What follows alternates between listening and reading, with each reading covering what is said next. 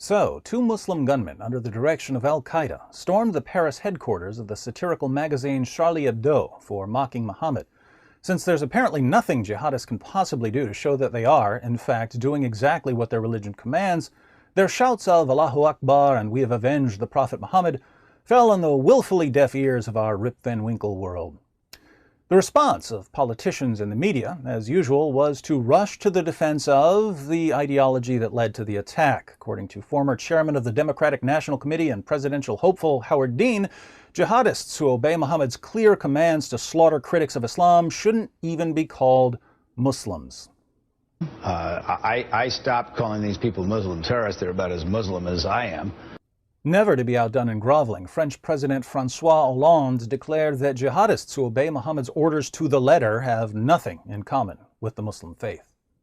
Those who have committed those acts, those fanatics, have nothing in common with the rest of the Muslim faith. Rolling down the tracks of the Taqiyya train, Muslim organizations like CARE wasted no time pulling the Islamophobia card from the bottom of the desperation deck. Mainstream followers of all faiths need to get together and marginalize the Muslims, marginalizing the extremists on their side, and also people of other faiths marginalizing this growing Islamophobic movement in the West and now in Europe. Yes, nothing says we support free speech like putting peaceful critics of Islamic terrorism into the same category with terrorists who murder cartoonists. Way to show how moderate you are, CARE. Now, notice the parallel agendas here. Terrorists kill to silence critics of Islam. Politicians and the media deny reality to silence critics of Islam.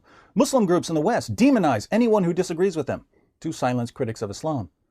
The methods differ, but the goal is the same. When it comes to free people openly challenging jihad and Sharia, peaceful Muslims, violent Muslims, and non-Muslims who suffer from vanishing backbone syndrome are perfectly willing to lay aside their differences, pool their resources, and work together to create a world completely free of any open, honest discussion of Islam.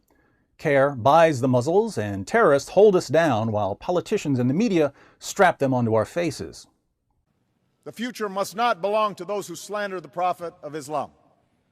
In times like this, it's refreshing to have a friend like Charlie Hebdo, who, while deliberately mocking people's most cherished beliefs, at least doesn't go the way of all the sniveling cowards who mock everything but Islam, thereby enforcing one of the most revolting elements of Sharia.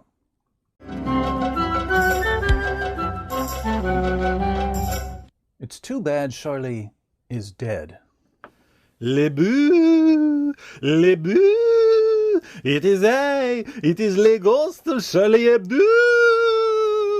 Now, Charlie, if anyone else had died, I would view this as wildly inappropriate, but seeing as how you're a magazine, and given your history of extreme irreverence, I can't help but think that sackcloth and ashes would be out of place. Oui, oui, do not mourn for moi. Instead, honor my memory by sharing the new cartoon of Muhammad. Charlie, my videos revolve around arguments and evidence rather than mere mockery. Far be it from me to promote a cartoon of Muhammad. In fact, I'm going to take this cartoon away from you before we end up hurting someone's feelings. And besides, since you're a ghost now, Muslims might call jinn busters on you.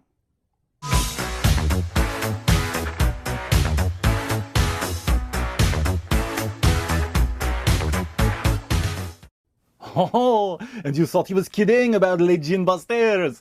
Now, what should we do about that outrageous comment by le traitor François Hollande? Well, I'll probably make a separate video going into more detail about Muhammad ordering Muslims to kill critics of Islam, but let's look at a couple of examples for now. Super! Once upon a time, Muhammad told his followers to execute a Muslim named Al-Harith for avenging his father's death. A Jewish man named Abu Afek, who was more than 100 years old, was upset that Al-Harith was executed, so he did something drastic. He wrote a poem insulting Muhammad. Let's read the poem. Abu Afek wrote, "Long have I lived." Again, this guy was more than 100 years old. "But never have I seen an assembly or collection of people more faithful to their undertaking and their allies when called upon than the sons of Kayla when they assembled, men who overthrew mountains and never submitted, So he's praising the descendants of Kaila, people who would never submit to outside rule. A rider who came to them, the rider is Muhammad, a rider who came to them split them in two, saying, permitted, forbidden, of all sorts of things. Had you believed in glory or kingship, you would have followed Tuba. Tuba was a king from Yemen. When he invaded, the sons of Kaila fought him off. So Abu Afek is saying, you fought off a great king because you never backed down, but Muhammad comes along, causes a bunch of division, and now you're killing each other. You would have been better off following Tuba. What happens to Monsieur Abu Afek? Let's find out, Charlie. The apostle said, who will deal with this rascal for me? Whereupon Salim ibn Umair went forth and killed him. Abu Afek was sleeping in a courtyard. Salim snuck up and stabbed him through the liver over a poem that offended Muhammad. But killing critics has nothing to do with Islam, right, you silly liberals? Islam is not part of the problem in combating violent extremism. It is an important part of promoting peace. When Muhammad took Mecca, he gave his followers a list of people who were to be killed even if they were found hiding beneath the curtains of the Kaaba. Let's read about 3 of them. Another was Abdullah ibn Khattal. He had become a Muslim, and the apostle sent him to collect the poor tax in company with one of the Ansar. He had with him a freed slave who served him. He was a Muslim. When they halted, he ordered the latter to kill a goat for him and prepare some food, and went to sleep. When he woke up, the man had done nothing, so he attacked and killed him and apostatized. He had 2 singing girls, Fartana and her friend, who used to sing satirical songs about the apostle, so he ordered that they should be killed with him. Think about this, Charlie. Abdullah killed someone and apostatized, so Muhammad ordered his followers to kill him. They found him clinging to the curtains of the Kaaba, and they ripped open his belly. But Muhammad also issued a death sentence for the 2 singing girls, and all they did was sing satirical songs about him. Satirical? Where have we heard about satire recently? The great thing about Charlie Hebdo is they were in only one business, satire. Their images made them giants of satire. Many on Twitter also saying that they don't necessarily agree with the satire that this magazine often published. The individuals involved with the satirical magazine. Out of Paris, an attack at the office of a well-known French satirical magazine. And we note that this was a satirical magazine. So, satire is a capital offense, according to Muhammad. And yet CNN assures us that killing over satire has nothing to do with Islam. I mean, he was attacked and, defamed many times during his life, and there was not one time where he told people to take retribution for that. Someone should make a satire of these ridiculous liars at CNN, no? Or at least stop watching news networks that won't stop lying to us. Interestingly, Muhammad's followers soon realized that they didn't need to wait for him to order them to kill critics. They could kill people at will for mocking their prophet. Sunan Abu Dawud, 4361. A blind man had a female slave who had borne him a child, who reviled the prophet and disparaged him. And he told her not to do that, but she did not stop. And he rebuked her, but she paid no heed. One night she started to disparage and revile the prophet, so he took a dagger and put it in her stomach and pressed on it and killed her. There fell between her legs a child who was smeared with the blood that was there. The next morning mention of it was made to the prophet, and he assembled the people and said, "By Allah, I adjure the man who did this to stand up." The blind man stood up and came through the people, trembling, and he came and sat before the prophet. He said, "O Messenger of Allah, I am the one who did it. She used to revile you and disparage you, and I told her not to do it, but she did not stop. And I rebuked her, but she paid no heed. I have 2 sons from her who were like 2 pearls, and she was good to me. Last night she started to revile you and disparage you, and I took a dagger and placed it on her stomach, and I pressed on it until I killed her." The prophet said, "Bear witness that no retaliation is due for her blood." So a Muslim killed the mother of his own children for making fun of Muhammad. Muhammad didn't want his followers doing that sort of thing. This would have been a really good time to say it. Instead, Muhammad said there was to be no retaliation against the man for slaughtering the mother of his own children. I believe I met this woman yesterday in the spirit realm. She runs a support group for victims of jihad. We have the honor of being the largest ghost organization in history.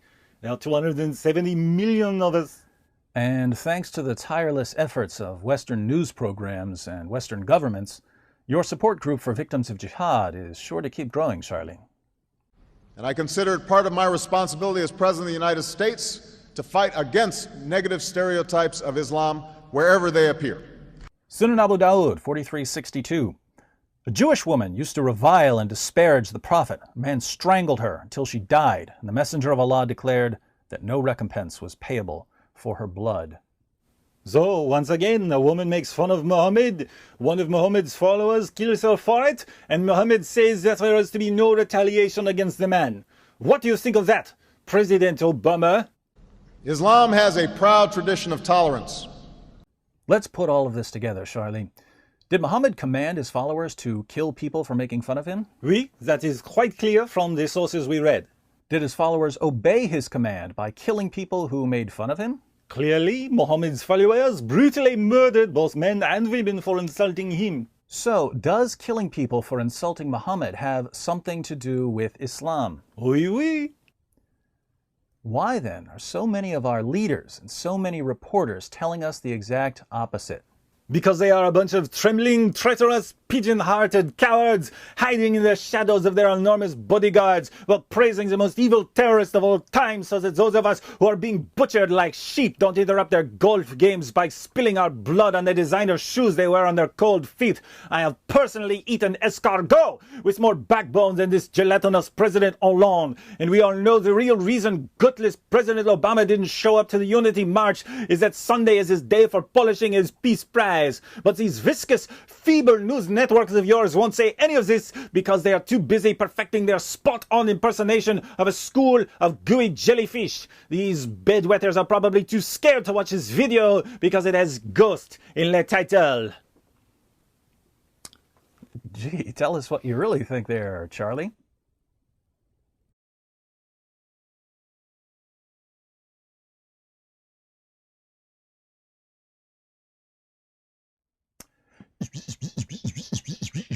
One and two and three to the four. Charlie Hebdo is knocking at your door. Trick or treat, or better yet, boo. Go through the most joke kill haunting you. Make fun of your prophet with a French cartoon. Next sketch of Muhammad is coming real soon. Can't stop me if you put me in the hearse. I draw last and fast, and I always draw first. Jihadists have guns, but I have my pens. Just me, Charlie Hebdo will never end. If you bring me back at your next sale, you're sure to hear me say, Vive la France.